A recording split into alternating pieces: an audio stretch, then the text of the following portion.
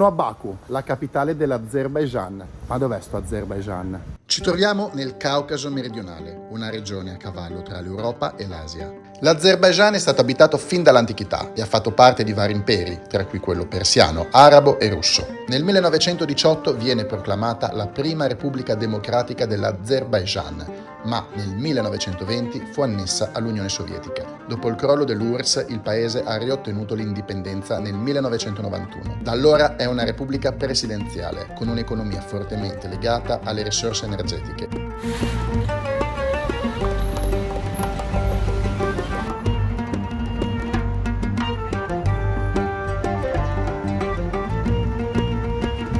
Molti di questi palazzi che vedete alle mie spalle in realtà erano palazzi dell'Unione Sovietica che negli ultimi anni sono stati completamente ristrutturati per fare delle facciate in stile europeo. Se ci spostiamo e andiamo sul retro del palazzo, quindi basta appunto fare il giro sul retro, come vedete ecco in questo momento siamo sul viale principale, uno dei viali principali di Baku. Noi adesso stiamo girando attorno al palazzo. Ci sono dei negozi, voglio fare tutto in diretta così vedete che non c'è nessun trucco di montaggio. Ecco, sbucando sullo stesso palazzo sul retro invece vediamo che sono architetture appunto dell'ex Unione Sovietica, quindi hanno rifatto il restyling esterno, però poi andando sul retro si può vedere tutto lo stile originale sovietico, che secondo me è più affascinante. Questa è un'immagine emblematica della Baku di oggi. Un Porsche e una Lada, una macchina dell'Unione Sovietica, parcheggiate una accanto all'altra. Questi edifici di 5 piani si chiamano Khrushchevka e sono un'architettura standard di tutta l'Unione Sovietica. Quando sono stati costruiti, questi balconi erano tutti scoperti, come questo qua dell'ultimo piano, ma adesso li hanno coperti.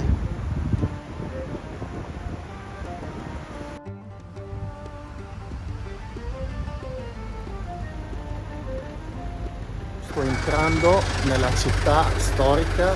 Una delle prime cose che colpisce di Baku è l'eterogeneità architettonica di questa città. Possiamo vedere un sacco di stili diversi.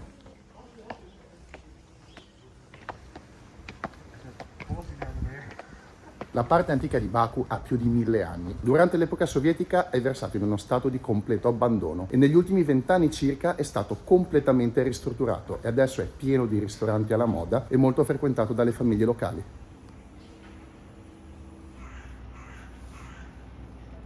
Questo edificio è stato costruito da un magnate del petrolio più o meno a metà dell'Ottocento e quando sono arrivati i sovietici hanno cambiato I simboli sulle finestre.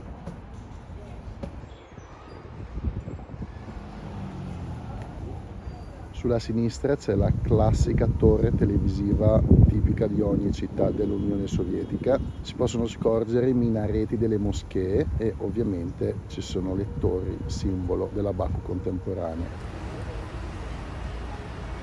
Appena usciamo dalla città antica invece ci sembra di essere in una città europea. Baku infatti nell'Ottocento era soprannominata la Parigi del Caucaso. Negli anni 50 del XIX secolo vennero infatti scoperti importantissimi giacimenti petroliferi in tutta quest'area che cambiarono completamente il destino geopolitico della regione. Da tranquilla località sul mare, Baku divenne infatti il centro nevralgico del commercio di petrolio del XIX secolo.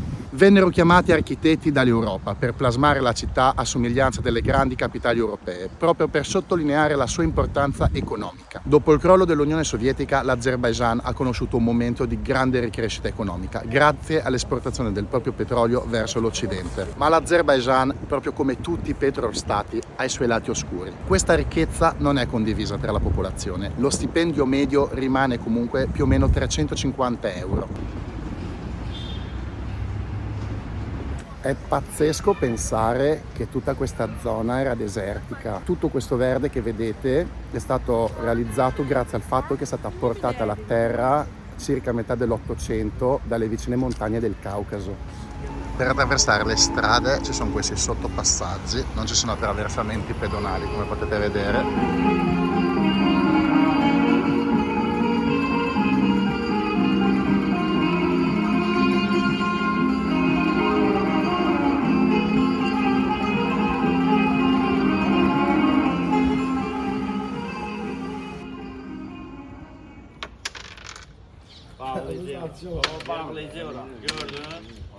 Mən demədim ki, bu dedi cüt 5-ə bax. Mən üçün dedim. Ha, sənin üçün deməz o.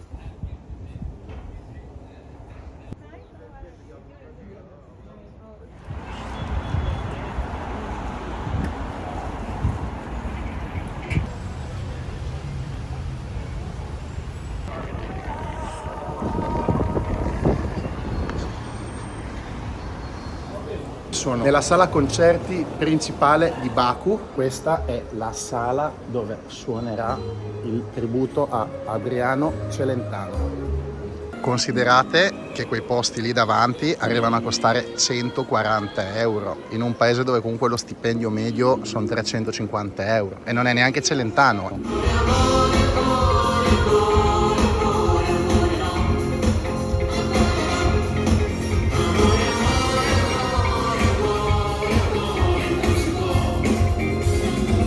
Sono sempre stato un grande stimatore di Adriano Celentano. Yani Adriano Celentano non perestişler olmuş. Adesso vado qua alla mia destra, voi avete capito com'è, dovete aumentare il volume. Allo! Adesso voi alzate il braccio e cantate allo. Allo! Siz boyunuzu kaldırın ve okuyun. Aspetta, non ho fatto fare la traduzione.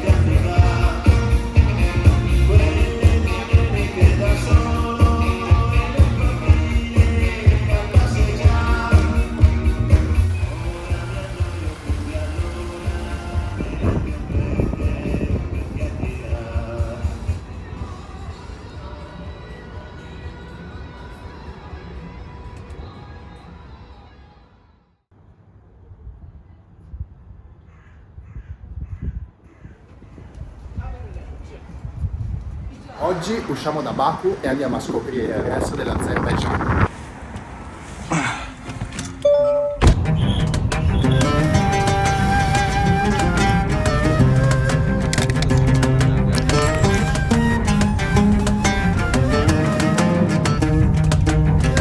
For me it's crazy, you pass from that city center that looks like Paris to this.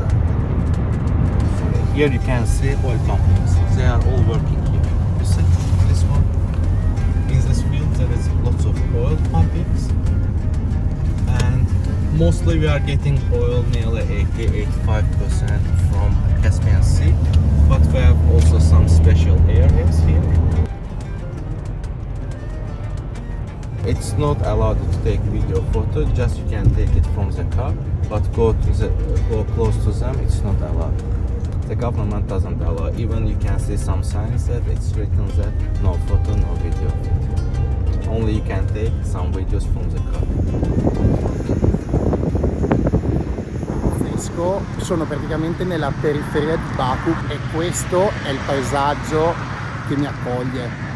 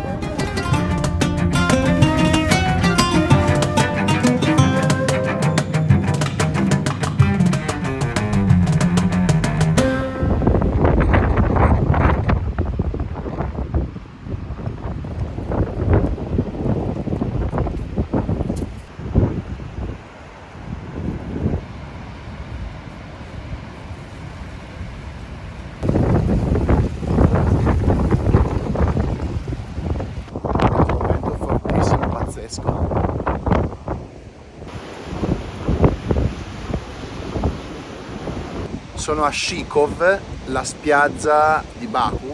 È un posto molto particolare perché si vedono tutte le trivelle all'orizzonte e l'acqua è sporca di petrolio perché in questa zona viene estratto il petrolio.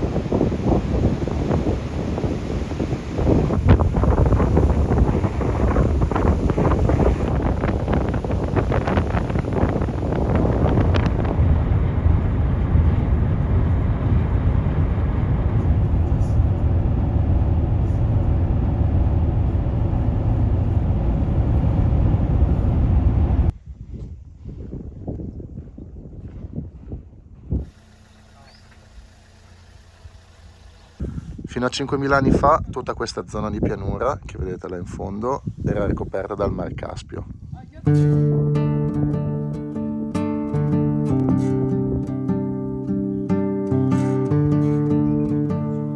Sono nel Kobustan, una regione subito fuori Baku, ed è un posto incredibile perché qua si trovano dei petroliferi di circa 15.000 anni fa.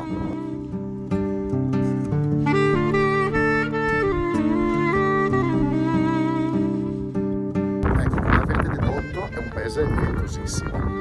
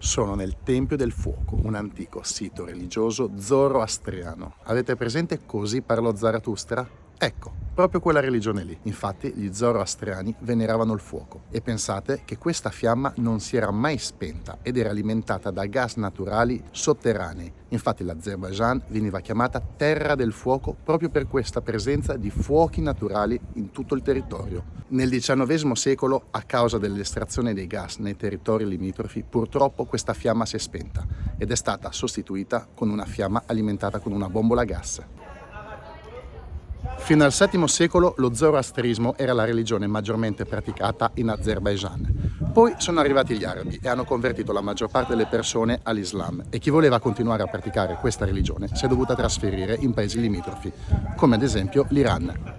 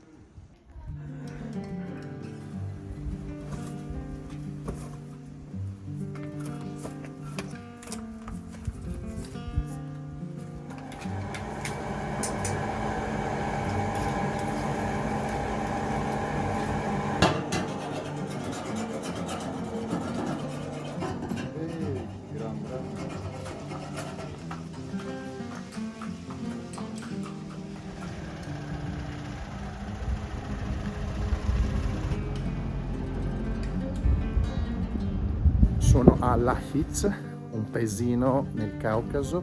Gli abitanti parlano la lingua Farsi, la lingua dell'Iran, perché sono migrati qua dal sud dell'Azerbaijan, che appunto confina con l'attuale Iran, all'epoca Persia. Ho appena conosciuto questo signore che è il custode della hammam del villaggio.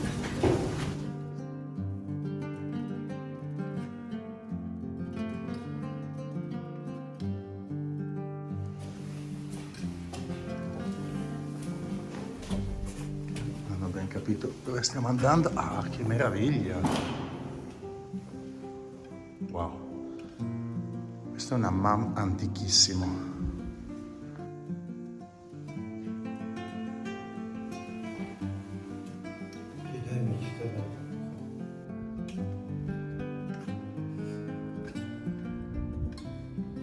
Come vedete anche in questo villaggio ci sono questi manifesti commemorativi per i combattenti azeri morti durante la guerra contro l'Armenia. È l'immancabile foto del presidente dell'Azerbaijan, in questo caso dell'ex presidente che è il padre dell'attuale presidente. Allora, questo è il sumakh, una tipica spezia dell'Azerbaijan e dicono che abbia delle proprietà benefiche per il cuore. Questo è sukuch, che sono noci ricoperte da una glassa di succo d'uva.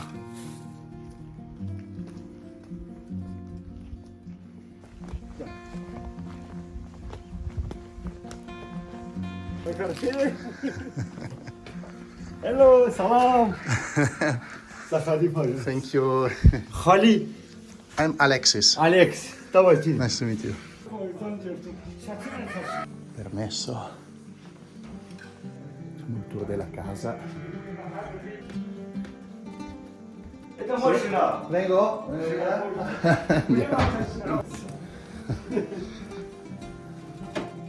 Wow, beautiful house. Sputnik. Kanal America, kanal Series. Guardate la cucina, che affascinante. Adesso non so la signora che cosa sta cucinando. Wow, this is typical Azerbaijan food. Borscht. Borscht. Non ci sono. Vai, tenuti, poi faccia sopra la cosa.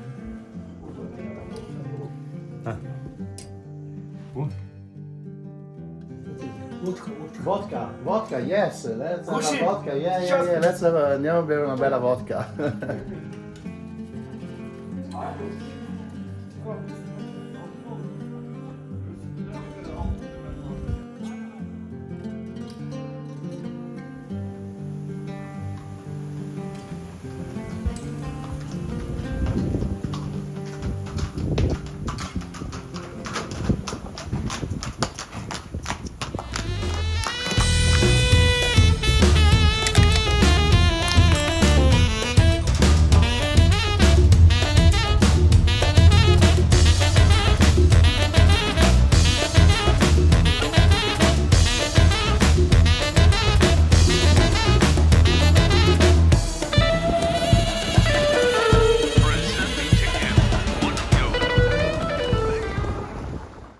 In 3 ore di viaggio siamo passati da quel deserto a questo paesaggio. Siamo ufficialmente nel Caucaso.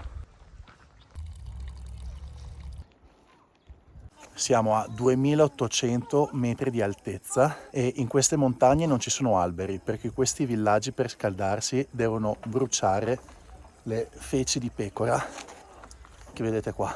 Sono utilizzate anche per isolare le case lì dove passano gli spifferi del freddo. Il Caucaso è un mix di culture e ci sono tantissime minoranze etniche che vivono all'interno di paesi come l'Azerbaijan. In questo villaggio vive la minoranza etnica Lezhi, che vive tra l'Azerbaijan e il Dagestan russo.